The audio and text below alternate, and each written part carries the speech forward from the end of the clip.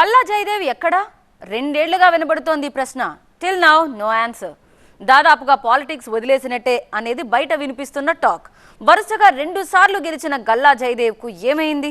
చంద్రబాబుతో బిజినెస్ మీటింగ్స్లో కనిపిస్తున్న గల్లా గుంటూరులో ఎందుకు కనిపించడం లేదు? నియోజకవర్గంలో ఎందుకని అడుగుపెట్టడం లేదు?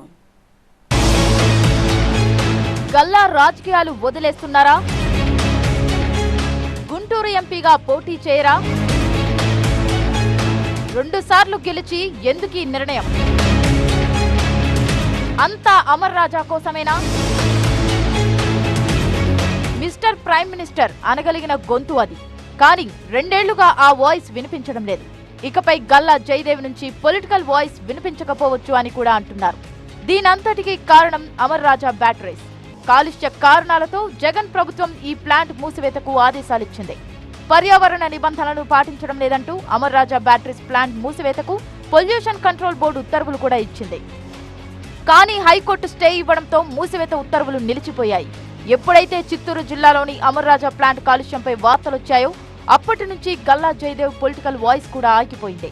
జిల్లా నేతలు కార్యకర్తలు వెళ్లి కలిసొస్తున్నా ఆయన మాత్రం రాజకీయ కార్యక్రమాల్లో కనిపించడం లేదు. ప్రోటోకాల్ ప్రకారం కొన్ని కార్యక్రమాలకు హాజరవుతూ చంద్రబాబుతో మాత్రమే కనిపిస్తున్నారు. అమర్ రాజా బ్యాటరీస్ ఉదంతం గల్లా జయదేవ్ను అంతగా కలవరపెట్టిందా? ఓవైపు టీడీపీ అండగా ఉన్నప్పటికీ ఎందుకని అలాంటి నిర్ణయం తీసుకున్నారు? ఈ ప్రశ్నలకు సమాధానం దొరకడం లేదు. ఒకానొక సమయంలో గల్లా జయదేవ్ వైసీపీలోకి వెళ్తారని, బీజేపీ నుంచి ఆహ్వానం వచ్చిందని వార్తలు వినిపించినప్పటికీ ఆయన మాత్రం రాజకీయాలకే దూరంగా ఉండాలని నిర్ణయించుకున్నట్టు తెలుస్తోంది. నిజానికి Amar Raja batteries the $1 billion turnover. అలాంటి బిజినెస్ ను రాజకీయ గొడవల కారణంగా డిస్టర్బ్ చేసుకోవాలనుకోవడం లేదు గల్లా. అందుకే చిత్తూరులో ప్లాంట్ విస్తరణ చేయాల్సినప్పటికీ పెట్టుబడులకు తెలంగాణకు షిఫ్ట్ చేశారు. రీసెంట్ గా సీఎం రేవంత్ రెడ్డిని కూడా కలిసొచ్చారు. కానీ ఎక్కడా పొలిటికల్ గా మాట్లాడటం లేదు. గల్లా జయదేవ్ రాజకీయాల్లోంచి తప్పుకుంటే గుంటూరు ఎంపీగా ఎవరుంటారు? టీడీపీ అధిష్టానానికి కూడా ఈ స్థానంలో ఎవరిని బరిలో దింపాలో క్లారిటీ లేదు. మరోవైపు గుంటూరు లోక్సభ స్థానాన్ని కైవసం చేసుకునేందుకు ఈసారి గట్టి ప్లాన్ తో వెళ్తోంది వైసీపీ. బహుశా అంబటి రాయుడుకు గుంటూరు ఎంపీ టికెట్ ఇవ్వొచ్చంటున్నారు. కాపు సామాజిక వర్గం నుంచి అంబటి రాయుడు బరిలో ఉంటారని అంటున్నారు. అయితే గుంటూరు లోక్సభ స్థానంలో మొదటి నుంచి కమ్మ సామాజిక వర్గానికి కాస్త ఎక్కువ బలం ఉంటోంది. ఆ సామాజిక వర్గ నేతలే గెలుస్తూ వస్తున్నారు. 2019లో మోదుగుల వేణుగోపాల్ రెడ్డితో వైసీపీ ప్రయోగం చేసినప్పటికీ టీడీపీనే గెలిచింది. అందుకే ఈసారి గల్లా జయదేవ్ గనుక పోటీ నుంచి తప్పుకుంటానంటే ఆలపాటి రాజాకు ఛాన్స్ ఇవ్వొచ్చంటున్నారు. భాష్యం రామకృష్ణ కూడా లైన్లో ఉన్నారు. కానీ పార్టీ నిర్ణయం ఏంటన్నది మాత్రం ఇంతవరకు బయటపడలేదు. గల్లా జయదేవ్ సైలెంట్ గా ఉండడానికి మరో కారణం కూడా చెప్పుకుంటున్నారు.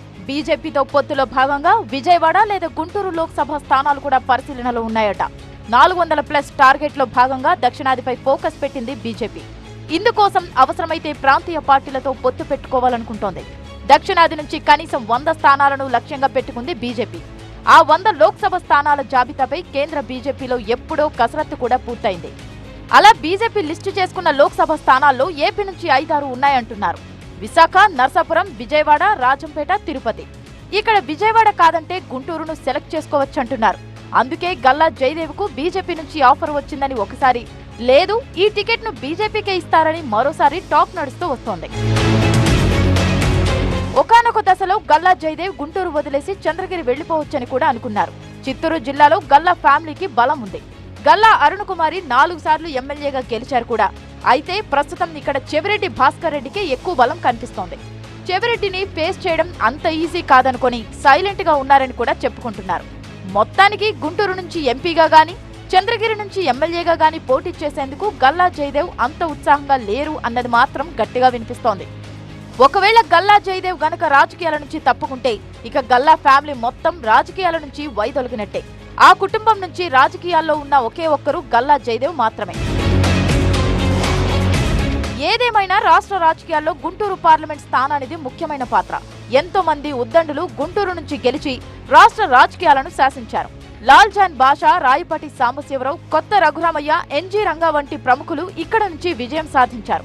రాష్ట్ర విభజన తర్వాత జరిగిన పరిణామాలతో గల్లా కుటుంబం టీడీపీలో చేరింది. 2014 ఎన్నికల్లో గల్లా జయదేవ్ టీడీపీ నుంచి పోటీ చేసి గెలిచారు. రాజధాని ప్రకటన తర్వాత జిల్లా రాజకీయాల్లో కీలక పాత్ర పోషించారు గల్లా.